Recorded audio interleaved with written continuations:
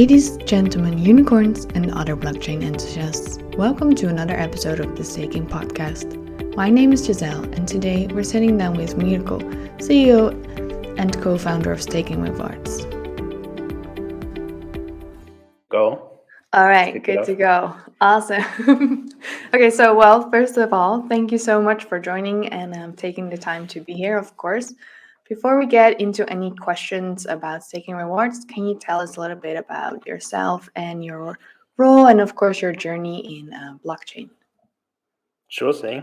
Thanks for having me on the podcast here. So myself, I'm doing stakinrewards.com. I'm the founder and CEO of stakinrewards.com, and I've been doing that for like the last 4 years basically. And now we've grown the team as well. So it's not just me and my brother who started it, but it's also like a team of 16 people full-time now. And my journey in the crypto space has been like investing into Bitcoin pretty early in like beginning of 2013. And then, like been super fascinated by it, learning more, staking something pretty early, and then going into mining as well. And exploring a lot of things, investing a lot of tokens, stake them, and yeah.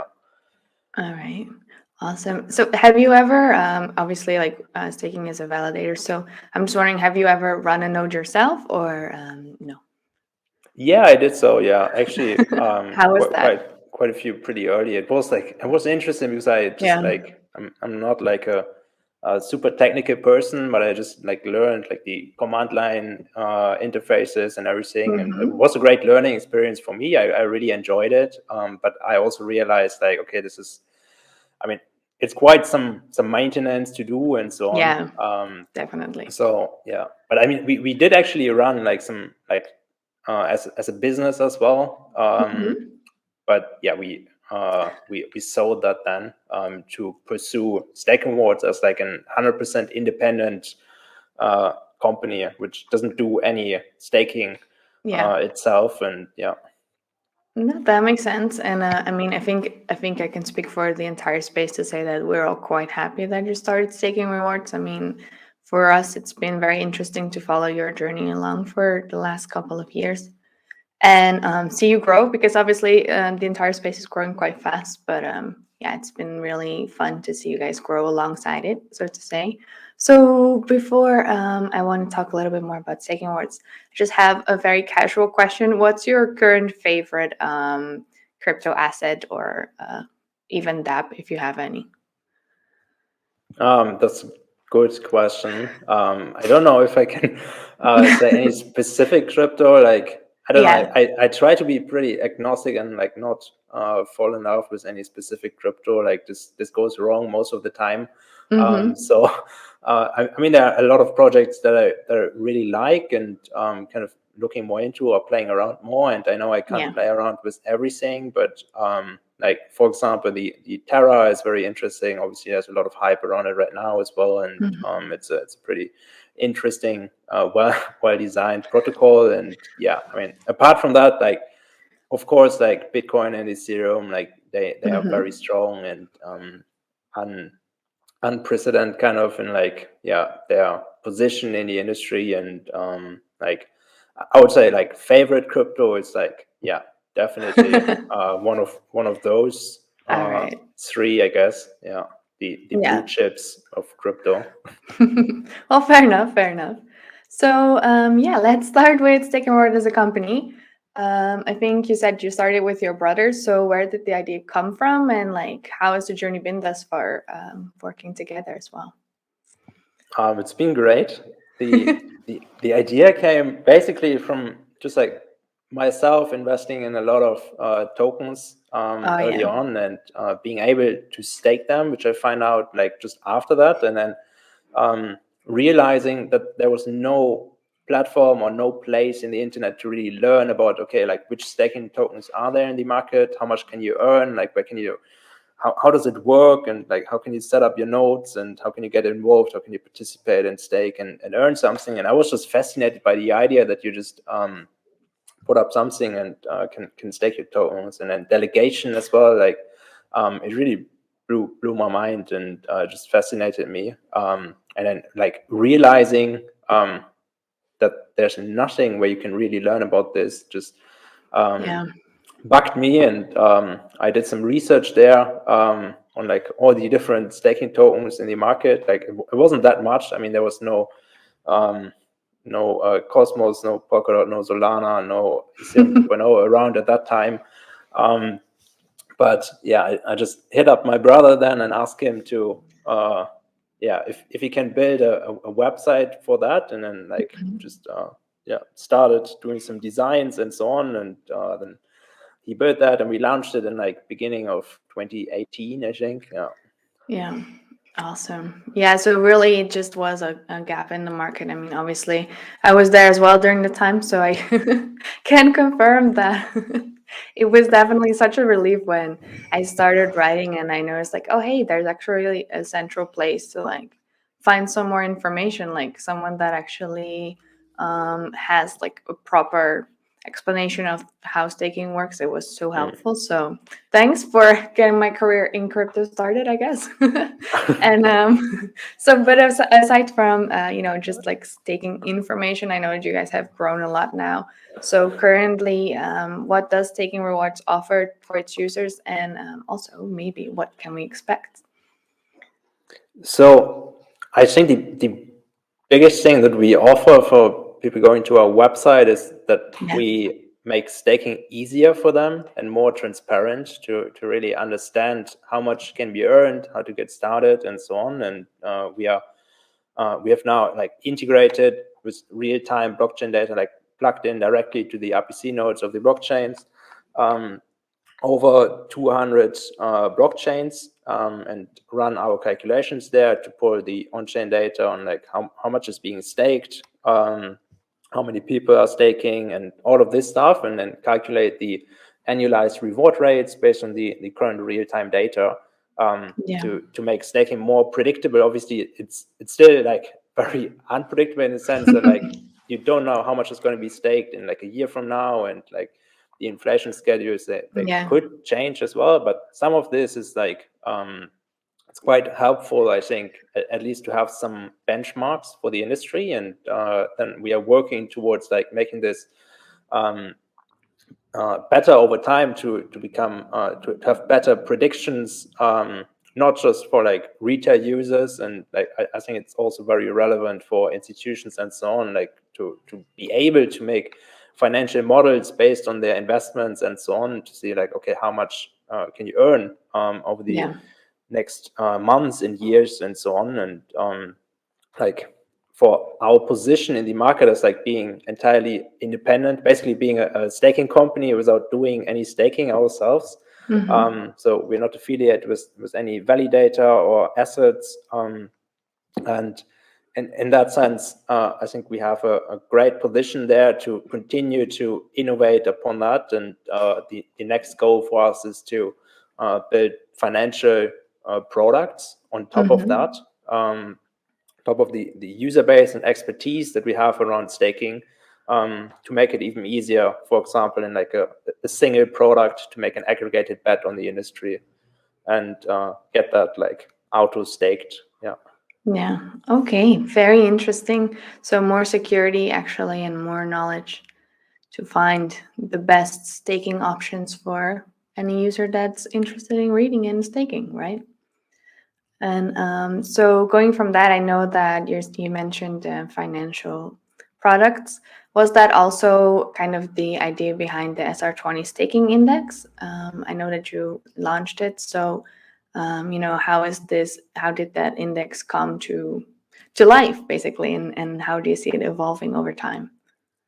Yeah, so the idea of the SR20 index, staking index, is to have like, really like a very easy product that anyone can buy. It was like a single click basically, and then get like an aggregated bet on the layer one smart contract platforms, because all of them are proof of stake, and I expect everything that's not Bitcoin to be proof of stake going forward as well.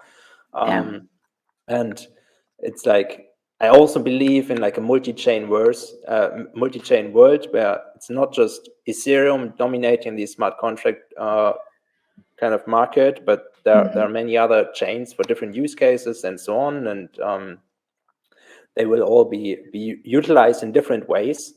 So we were like running some testings, like on the performance of the index and so on, and like weighting the index by like the staked value, or like the staking market cap actually outperformed like all the other strategies. So we said, okay, this is actually a really great product. And so from the data we got there, it's not just like the price appreciation, but then you also have the interest of the rewards, and like the rewards also appreciate in price. So it's actually a very profitable strategy, and it's like it's a great product for anyone who doesn't have the time and efforts to really research a lot into like alternative layer 1 chains, which is a great bet to make.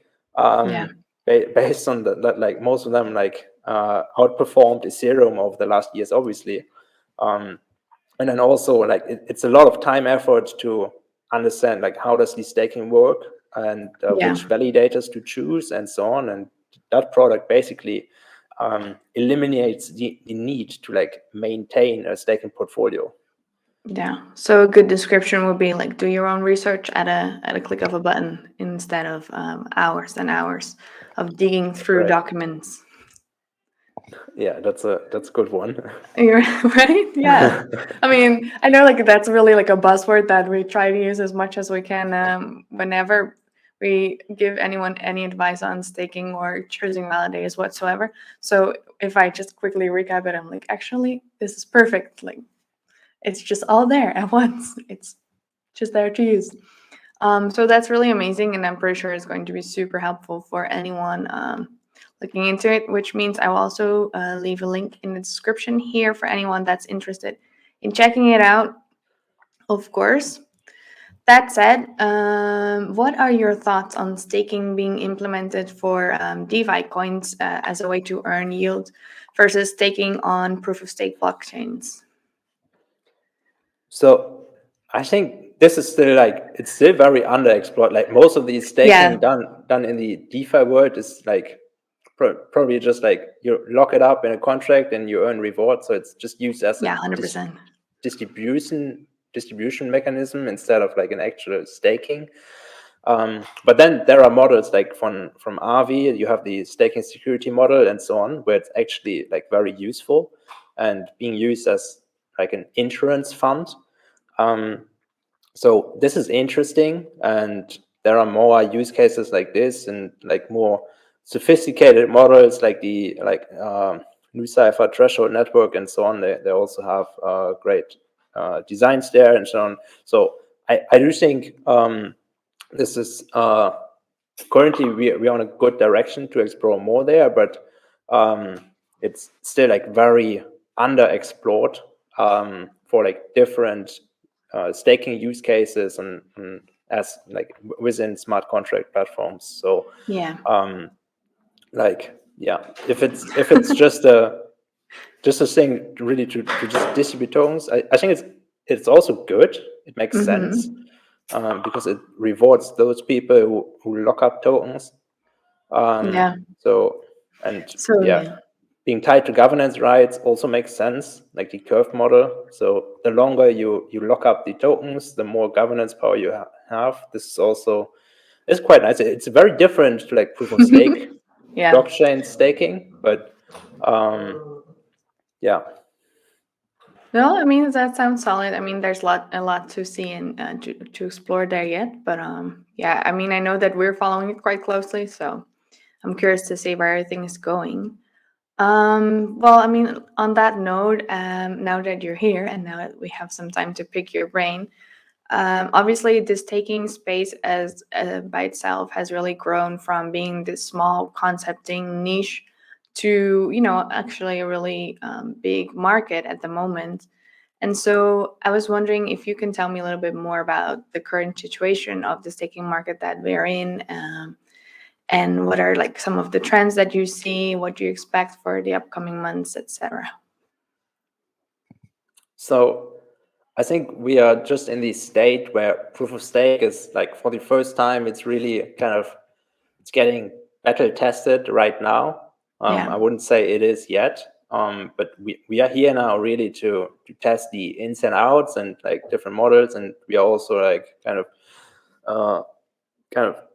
close the last hype or like the last bull run in the last year kind of. So now it's really going to be interesting to see, okay, like who's still going to stay and who can really continue to have traction, which models work and which ones don't, and how can different ecosystems keep up with like the market demands and so on.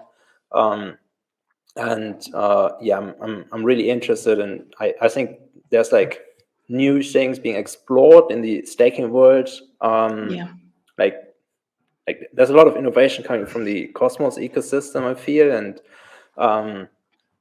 this is very interesting. And like the liquid staking, this is obviously like a very hot thing, and it will continue to grow massively, I believe. So we are still very early on the liquid staking side. So yeah, I mean, I guess probably it won't change much on like the general staking economics on the layer 1 chains, but there will be a lot of innovation happening on the DeFi side, or like on the layer 2 side, kind of via liquid staking, and then whatever works on that side will probably be getting implemented on the layer 1s. So like on the native chains, and this is where I see it currently. Like we've deployed like working like proof of stake blockchains. They're working very well, and then the rest of the innovation will happen on like liquid staking protocols, and then whenever that works, it will become deployed natively, I guess. Yeah, definitely. I mean, a lot of times, like with innovations, there's quite a lot popping up, and then it's a matter of figuring out which ones are like really solid solutions, and then implementing those on a broader scale. So that makes complete sense to me.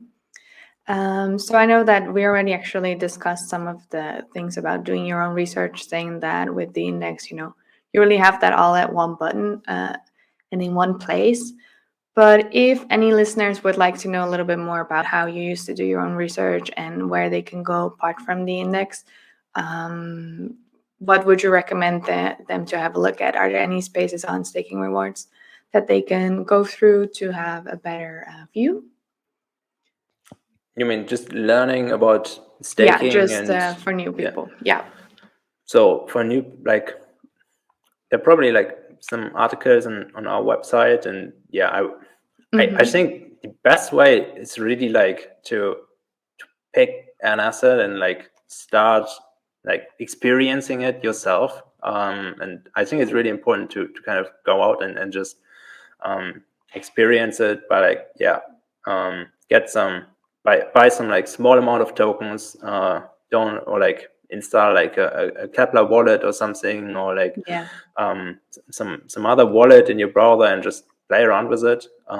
Do the staking, because it's like, to me it's fascinating all the time, like earning rewards just by like delegating and voting on validators, and the experience of like claiming them on like it's probably not much if you do it just for a small amount, but the experience is just like it's really cool, because you just lock it up there and you keep full control of it. So like this is, I would definitely, like, as a first learning for everyone, I would really recommend like pick one network or one asset, and download the wallet and just start staking it. Probably not Ethereum, because the fees are very high there, but like, for example, like the Cosmos ecosystem would probably be a very good start, or even like I don't know, Binance Smart Chain and Phantom and so on. So I think that's the best way to learn it, just to do it and experience it. Yeah, I mean, that makes sense. Trial and error, right? That usually works. And I know definitely for me as well, being in this space, I mean, I'm still trying out new wallets and new, concepts at least every day, I think. So never stop learning and just keep trying out new stuff, I guess, is really the essence. All Yeah, right. you can never finish learning in crypto. Like there's No. it's a very deep rabbit hole. Yeah, one is like, I know whenever you discover a new protocol or whatever, and you start reading in on it, and first it's like 10 minutes, and then you look up at the clock again, and you're like, oh, actually, it's been 2 days. Never mind. I need to go back to work. Like, you can get lost so deeply just in everything that's going on. It's really like a rabbit hole, but it's a lot of fun. Yeah. And yeah, so we're almost at the end of this questionnaire or podcast. But actually, I was wondering if you can tell me a little bit about how do you feel validators, like what's the role of validators within the staking ecosystem, and what do you feel is, well, our responsibility when it comes to the growth of the market as a whole?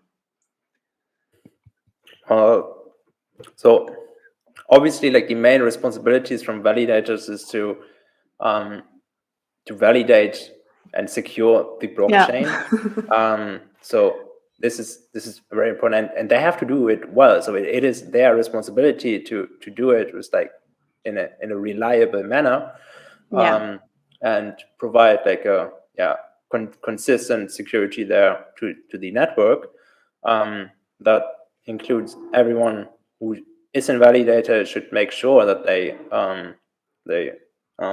have like that they are reliable, have the uptime, and also follow like good practices to be reliable for other like delegators as well, to like not change their fees like randomly all the time, or like just put like 0% fees and then change it back to like 20% or something. Like it's just a random example. Yeah. But yeah, like things like this, I think it's important, or like the responsibility of validators really to be reliable to the blockchain, but especially to the market of delegators and everyone who wants to delegate their tokens. Yeah. And then, I mean, currently it's also a responsibility for validators on the governance side, because yeah, it's tightly coupled. One token is one vote, so I think it's important for validators to really consider what they vote on, or at least abstain their vote if they don't have an opinion on something, and what they can do to support the growth of the market is, I think, continue to be a reliable service, and contribute to allow others to be reliable service as well, because it's obviously in the best interest from any validator and staking provider to not just do it by themselves, but have like an ecosystem to grow together and learn together from, because like the being reliable to the ecosystem isn't possible in like a in a centralized manner. So there have to be like as many different parties as possible to provide like on par services. All right. Well, that sounds solid. We will do our best. Right? Yeah, and I think you're doing a good job there. So Thank you. appreciate all your services as well. I can't claim all the all the success. It's definitely Edward and Thiago's, but thanks anyway. Okay, so yeah, basically before we end this call, is there anything else that you just kind of want to go over? Anything that I missed that you would like to let everyone know? No, I think that's good. Everyone like just go to stakin.com, check out the website if you have any features, any data points, anything that you would like to learn, or like dive deeper in the staking world, or like have like different kind of features or whatever. We're very happy to hear everyone's voices, and this is it's a website built from stakers for stakers. So anyone who wants to have something there, just hit us up and let's discuss it. And yeah. All right, go check it out, everyone. Definitely. All right, so Mirko, thank you so much for joining. It was really lovely to chat with you.